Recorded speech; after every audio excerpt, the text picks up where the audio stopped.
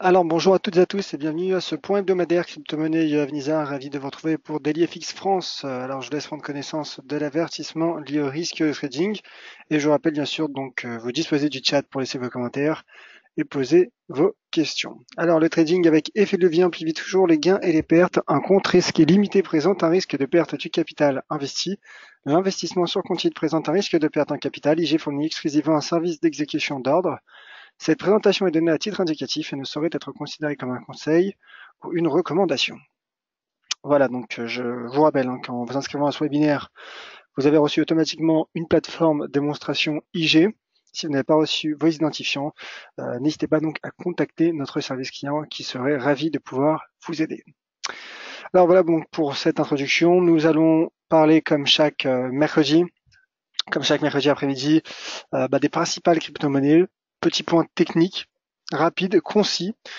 Si vous souhaitez que je revienne sur une crypto-monnaie en particulier, n'hésitez pas donc à me le faire savoir sur le chat. A priori, donc on parlera aujourd'hui donc du Bitcoin, de l'Ethereum bien sûr, Ripple et probablement Litecoin.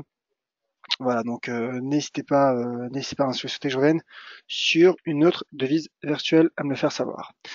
Alors on va parler du Bitcoin, on va débuter par le Bitcoin, logiquement. Le Bitcoin finalement qui ne parvient pas à enrayer sa tendance baissière depuis son repli sous ce seuil assez symbolique à 20 000 dollars qui a été atteint il y a tout juste un mois quasiment.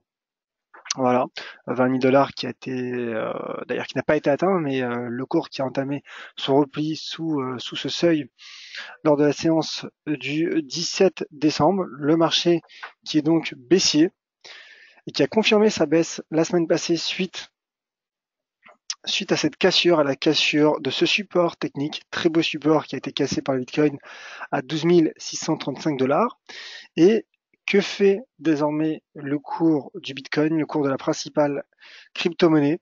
Il tente de tenir un autre seuil symbolique, mais cette fois-ci 2 fois moins important, et qui s'élève donc à 10 000 dollars. En effet, le marché tente de rebondir, et je vous ai mis donc cette petite flèche verte. Pourquoi? Car tout simplement, il y a une bougie en données journalières qui m'interpelle du moins, et cette bougie prend la forme d'un doji. Doji en données journalières. Alors, pour celles et ceux d'entre vous qui ne connaîtraient pas, je dirais, le qualificatif finalement de cette bougie, c'est tout simplement une bougie, selon la théorie de l'analyse technique, dite d'indécision. C'est-à-dire qu'il pourrait mettre fin à un mouvement ou une tendance en cours. Donc, en l'occurrence, un mouvement et une tendance baissière. Alors, ça ne veut pas dire un retournement de tendance, peut-être, mais pas forcément. Cela veut dire pour le moment en tout cas un arrêt un potentiel arrêt bien sûr, un potentiel arrêt de la tendance actuelle. C'est-à-dire que techniquement, du moins selon la théorie de l'analyse technique, le cours du Bitcoin pourrait soit temporiser et se stabiliser sur un mouvement latéral, donc aux alentours des 10 000, 11 000 dollars qu'il travaille actuellement, soit au contraire tenter un rebond en direction de cet ancien niveau de support à 12 635 dollars. Alors, au vu de la volatilité que l'on connaît sur le marché des crypto-monnaies et particulièrement sur le Bitcoin, et au vu de ce doji qui n'apparaît pas à un moment anodin, je dirais, puisque ce doji apparaît, je le répète, tout juste sur ce seuil symbolique à 10 000 dollars qui en soi joue un rôle de support naturel. C'est la raison pour laquelle un retour à court terme, donc ça peut être voilà, d'ici la fin de semaine, un retour sous les 12 635 dollars me paraît probable sur le Bitcoin. Alors bien sûr, une cassure des 10 000 dollars pour le coup invaliderait cette stratégie et renforcerait, je dirais, le risque baissier sur le cours du Bitcoin. Alors de manière générale, sur l'aspect fondamental, l'aspect je dirais général, on sait que les crypto-monnaies et les bitcoins notamment sont menacés par les différentes régulations de pays, notamment, on en parle souvent depuis un moment maintenant, ces derniers temps, ce sont les éventuelles restrictions provenant de la Corée du Sud. Voilà. Donc la Corée du Sud qui d'ailleurs pourrait taxer le trading sur Bitcoin, mais finalement sur les crypto-monnaies, mais qui cherche finalement à tout simplement à arrêter, à limiter le trading et les échanges donc de crypto-monnaies et de Bitcoin. Voilà donc mon plan sur le cours du Bitcoin. N'hésitez pas justement à réagir sur le chat et me dire ce que vous en pensez. J'en profite pour saluer d'ailleurs Thomas, François et toutes celles et ceux d'entre vous qui êtes présents sur le chat. Alors voilà pour le Bitcoin, on va passer à l'Ethereum, principal altcoin. L'Ethereum qui en effet qui avait laissé sa place de principal altcoin au Ripple durant le mois de décembre. Ripple, on va le revoir dans un instant, mais qui avait, on s'en rappelle tous, fortement accéléré durant le mois de décembre.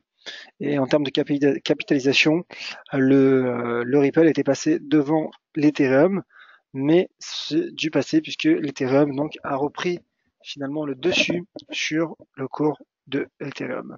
Alors sur le cours du Ripple, pardon. Alors l'Ethereum, que fait-il? Alors là aussi, je vous ai mis une petite flèche verte. Pourquoi? Je vais vous parler du doji sur le Bitcoin. Sur l'Ethereum, ce n'est pas un doji, c'est un marteau. Un marteau qui, pour le coup, selon la théorie de l'analyse technique, n'est pas une bougie d'indécision. Et le marteau est considéré comme une bougie de retournement à la hausse selon la théorie de l'analyse technique. Alors, quelle différence entre les bougies de retournement et les bougies d'indécision? Bougie de retournement, je dirais, donne un potentiel pour que le cours finalement parte en direction opposée, en l'occurrence à la hausse suite à un mouvement baissier. Bougie d'indécision, à l'inverse, peut soit être finalement un signe avant-coureur de retournement de tendance, donc ce qui rejoindrait finalement les bougies de retournement, soit au contraire, comme j'ai expliqué sur le cours du Bitcoin, être le signe donc avant-coureur d'un mouvement stable latéral. En tout cas, indécision veut dire arrêt éventuel de la dynamique sans forcément vouloir dire retournement de tendance. Voilà, j'espère que c'est clair. Si ce n'est pas clair, n'hésitez pas à me le faire savoir sur le chat. En tout cas, ce marteau en données journalières a pris forme tout juste sous un seuil qui est loin, très loin d'être anodin, puisque c'est le seuil à 1000 $, comme vous voyez, en tout cas selon la cotation que l'on propose chez IG. Et on sent un Ethereum qui tente de rebondir. Timidement certes, mais en tout cas il tente de tenir son niveau de support, qui est également un niveau de support psychologique, donc je le répète, à 1000 $. Donc là, je pense en effet que l'Ethereum, du point de vue d'analyse technique, pourrait prolonger son rebond et atteindre, lors des prochaines séances, ce sommet à 1150 $, ce sommet qui est d'ailleurs proche, je dirais qui est d'ailleurs est la partie supérieure d'une zone de résistance située donc entre les 1150 et les 1130 $. Donc voilà, je pense qu'à court terme, il y a un potentiel de rebond pour le cours de l'Ethereum, malgré finalement le momentum baissier qui reste pour l'instant, en tout cas malgré un momentum qui reste pour le moment baissier. J'affine simplement à 4 heures pour tenter de trouver peut-être d'éventuels d'autres patterns. Petite contradiction haussière entre ces deux creux de prix et de momentum. Petite contradiction qui explique notamment le rebond. Nous avons une shooting star en données 4 heures qui pourrait finalement aboutir sur un léger repli technique à court terme, puisque nous sommes en unité de temps intraday, en unité de temps 4 heures.